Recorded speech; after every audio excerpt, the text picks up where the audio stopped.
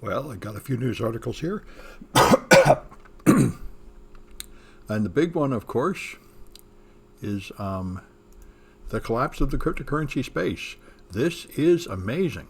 It started out with this Terra Luna stablecoin going down, but Terra Luna was not backed by cash. Terra Luna was backed by another coin in the same family, and that was backed by Bitcoin. So as a result of the first crash, they had to sell their Bitcoin, and that's driving Bitcoin and everything down. And that is pretty bad. But the real disaster is today Tether crashed. Tether went from $1 down to 95 cents, but that is a huge violation of its fundamental point as the number one stablecoin. Tether is what everyone treats as a dollar in the Bitcoin space. It's the original and the largest stablecoin. Everything else totally depends on Tether. So it looks really bad, and anybody that's invested a lot of money in crypto is down, although if you bought one of the more solid cryptos like Bitcoin or Ethereum, or for that matter, even Dogecoin, it's down to about half of your value. But in particular, the coin in the Terra Luna system to back up their stablecoin has gone down by more than 99%, down to essentially zero. So people had a lot of their money in that. And that was in the top 10 cryptocurrencies like a couple days ago. So it's that's the thing. Crypto is extremely dangerous, which is, of course, why some people make a lot of money, but that's very risky. So I imagine that Bitcoin and Ethereum will recover, but Terra Luna might not recover. On the other hand, I was wondering if I should buy some Terra Luna now because it's fallen so badly. It might really go up. Some people are buying it now that it's down to like less than 1% of its previous value, assuming it's going to come back. I just don't think I have the soul of a gambler. I don't think I'm going to do that. But anyway, it's crypto is very dangerous, and they're saying regulators are sort of talking about this. This is something Elizabeth Warren's been talking about for at least a year, is that we ought to be regulating these stable coins because they claim to be worth $1. So people invest in them and feel like that's a safe place to put their money.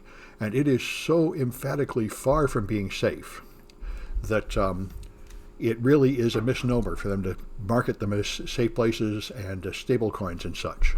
So possibly some regulation will come out of this, but I wouldn't hold your breath waiting. This is pretty amazing. 22 years ago, this guy, Heino Falke, said he did some theoretical calculation, and he figured out, to see the black hole in the center of our galaxy, we need an extremely high-resolution telescope, which would mean you'd need an aperture as big as the entire Earth.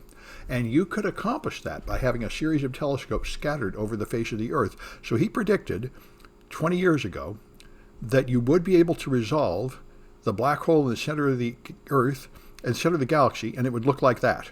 And they managed to do it, and this is what it looks like, which is really pretty close to their prediction. So that's quite a 20-year journey. But anyway, good morning, Elizabeth. Or evening, I suppose.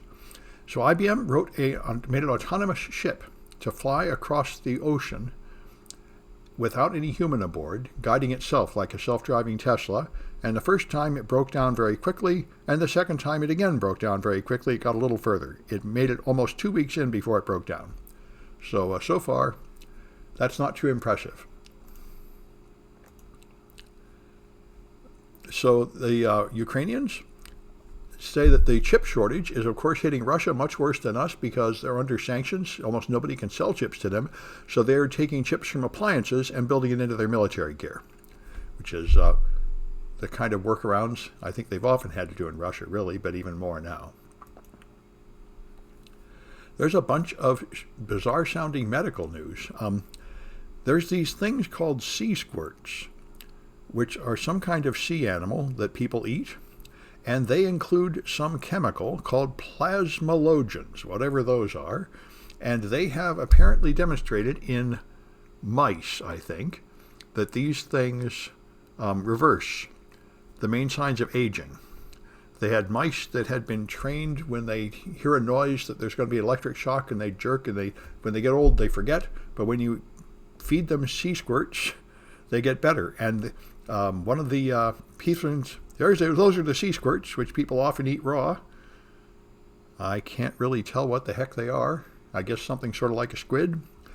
And anyway, apparently you can buy pills with this stuff in them. One of the doctors takes dietary plasmalogen tablets every day. I'm not in a rush to take it myself, but anyway, it might possibly be a good thing. And here's another crazy one. You know, there's been something going on for years in Silicon Valley. People have believed that getting blood from young people will make old people feel young, so they get transfusions just to make them young. And apparently this works with cerebrospinal fluid in mice, which is real Frankenstein stuff. They take old mice. This might be the one where they shocked them on. They take old mice that can fail on a memory task and then inject them with cerebrospinal fluid from young mice, and now their brain works better. And they're even developing an understanding of the biology behind that, the biochemistry. These things called oligodendrocytes are involved. And so anyway, the interesting point here, I think, I'm not in a hurry to go get people to give me their cerebrospinal fluid, but I'm thinking they might figure out, and then hopefully it'll turn into a treatment for Alzheimer's or something of that sort. Taking CNET classes. Well, you know, that's an interesting issue. Some people have felt like exercising your brain will make it work better. And there was a company that made a whole product based on that. And I don't remember the name of it, but they're kind of funny because they're one of the few people that ever actually paid me a bug bounty.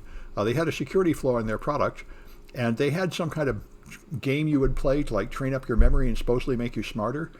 And I remember I mentioned in a DEF CON talk, I said I gave them a bug bounty program, and they gave the most intelligent response of any of the hundreds of companies I contacted. They're the only one of them that noticed. I contacted them all by just putting a page on my website that was not behind a password or anything.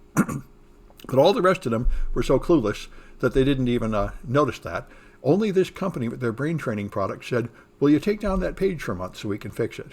Which was a smart thing. And then they sent me like a t-shirt and a pair of sunglasses, which is not a huge bug bounty, but it's more than anybody else ever did. Anyway, I can't remember the name of the product, though. I think then they got in big trouble because there's no medical research to back up this statement that playing video games makes you smarter, and they had to stop making that claim, and haven't heard much of them. Anyway, but that was their claim, you know, that mental exercise will make you smarter. The medical research I've seen from serious places says that the mental exercise is not really that beneficial. What's really beneficial is good old-fashioned physical exercise to keep your blood flowing and stuff, keep your heart health right. That's what really makes you smarter, they say. But, you know, who knows? Well, good. All right. Well, I think that's enough of the news.